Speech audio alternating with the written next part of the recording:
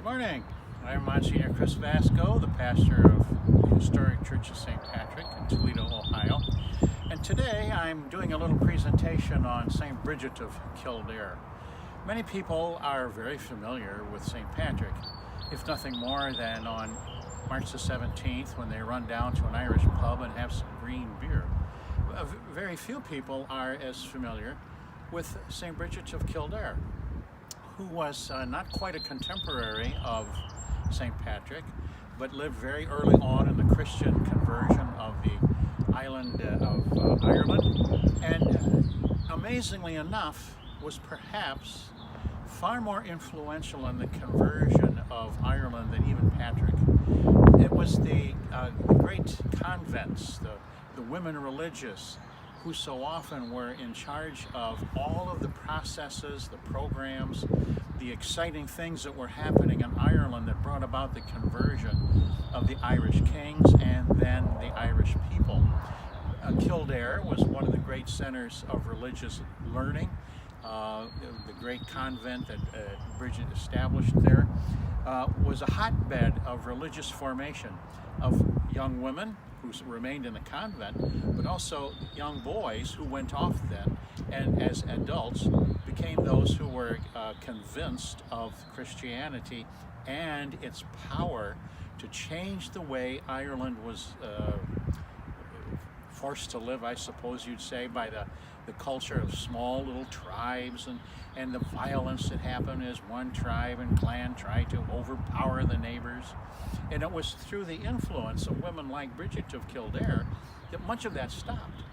And the great system of Ireland's counties, the great Ireland's districts, and ultimately of Ireland as the most Catholic nation on earth came about because of Brigid of Kildare.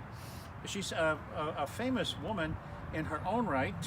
She discovered that there was great persecution of Christians, and as a result, they were not allowed to use Christian symbols and all of the things that we would take so for granted today. You couldn't have a big fancy church like we have. You can't have crucifixes on top of the church. You can't carry your rosary. You can't carry your prayer book. And so Brigid was trying to find a way to ennoble the reality of the cross, the great symbol and sign of how Jesus saved his people, the love that he poured out by dying for us on the cross. And so she would take rushes and simple, as we zoom in on that, you might see that it has some strands that would be tied together at the ends and woven together in order to make a cross. And while it certainly appeared to the Christians as the symbol of Jesus Christ, to those who were not Christian and who were the ones who were doing the persecuting, they had no idea what that was. And so it became a powerful secret sign that then became the most public sign of Jesus Christ. And so in the very early stages of Christianity in ancient Ireland, you would have seen the beautiful, magnificent Brigid's cross. And it was a way to help people to sense a community when the community couldn't be community, when they had to be somewhat separated by the reality of those who wanted to persecute them. And so Brigid of Kildare, perhaps far more influential even than St. Patrick, and perhaps someone you may want to look up on the internet, find out a little bit more about her. Later on in the spring, when the flowers are much more in bloom, her little shrine over here will be alive with flowers. Her particular flower was the anemone, a wildflower in Ireland, a simple little bloom that would pop up around the time of celebrating the resurrection of Jesus Christ, a sign of new life, a sign of new beginning, a sign that Jesus Christ cares about his people.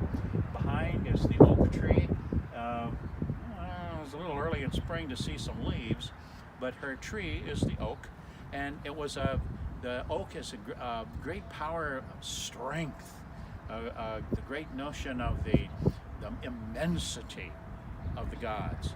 And because it was the symbol of alien gods, pagan gods, Brigid wanted to convert it into something that Christianity could use. And so she began to talk about the dignity of God, the strength of God, the power of God, the overarching presence of God. And so the oak tree became associated with St. Brigid. Take a look, internet, find her, and perhaps do a little bit more research and come to know the great saints of Ireland. You'll discover, if you start reading about Brigid, a whole lot of other really amazing men and women who did so much, not only for the conversion of Ireland, but for the conversion of most of Europe. The Irish monastic communities were just alive with missionary and evangelization efforts that changed the face of Europe.